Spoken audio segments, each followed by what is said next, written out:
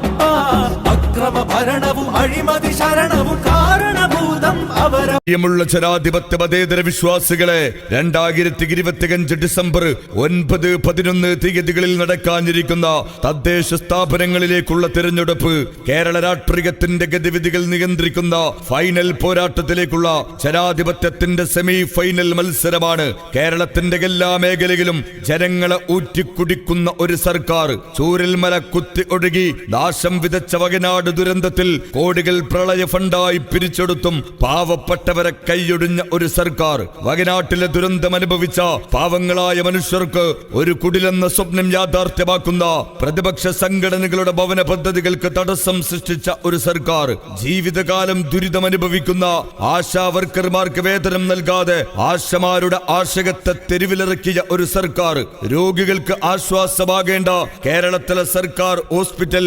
പാവപ്പെട്ട മനുഷ്യരുടെ ജീവനെടുക്കുമ്പോൾ ഒരു നടപടിയുമില്ലാതെ ന്യായീകരണത്തിന്റെ മാത്രം കെട്ടുകഥകളുമായി കേരളം ഭരിക്കുന്ന ഒരു സർക്കാർ. കേരളത്തിന്റെ കായിക രംഗത്തെ സർക്കാർ സംവിധാനങ്ങളെല്ലാം കോർപ്പറേറ്റ് മുതലാളിമാർക്കും ചാനൽ മേധാവിമാർക്കും തീരെഴുതി കൊടുത്തു.